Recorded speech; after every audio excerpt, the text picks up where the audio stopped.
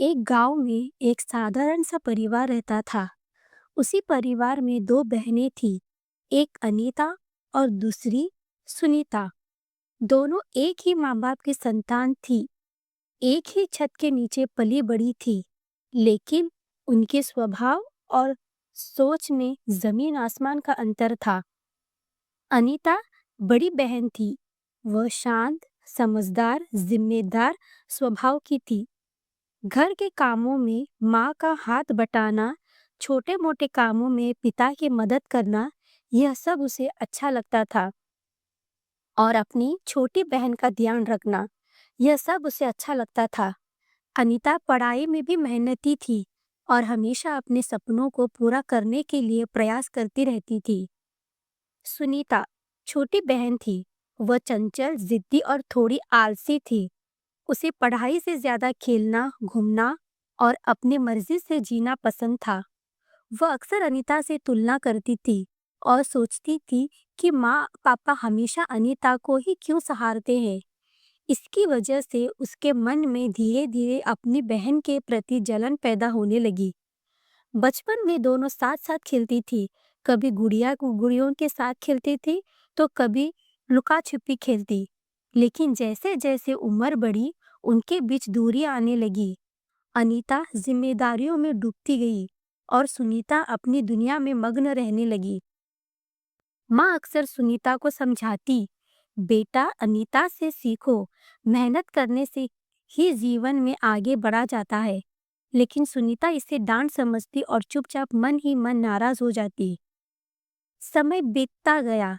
अनीता ने मेहनत करके अच्छे नंबरों से पढ़ाई पूरी की और शहर के कॉलेज में दाखिला पा लिया।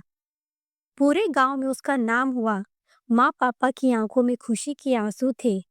वहीं सुनीता पढ़ाई से पीछे हटती गई। उसे लगता था कि उसकी किस्मत ही खराब है। उसने खुद की कमियों पर ध्यान देने के बजाय दूसरों को दोष देना शुरू कर दिया।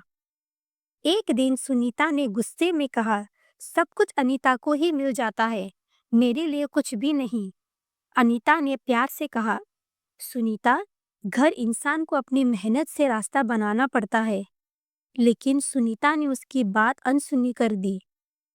कुछ साल ऐसे ही गुजर गए।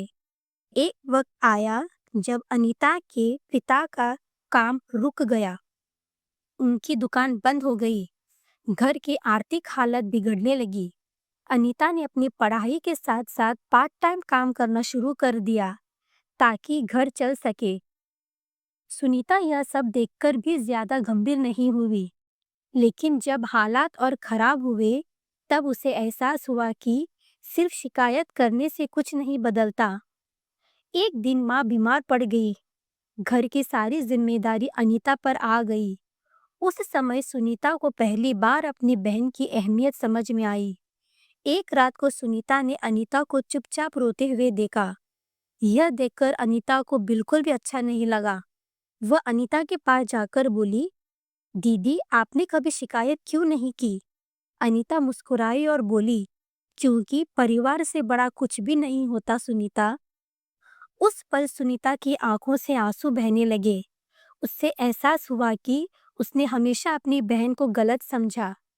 अगले दिन सुनीता ने खुद को बदलने का फैसला किया। उसने घर के कामों में हाथ बटाना शुरू किया, माँ की सेवा की और पढ़ाई पर ध्यान देने लगी। अनीता हर कदम पर उसका हौसला बढ़ाती रही। धीरे धीरे सुनीता में आत्मविश्वास आने लगा।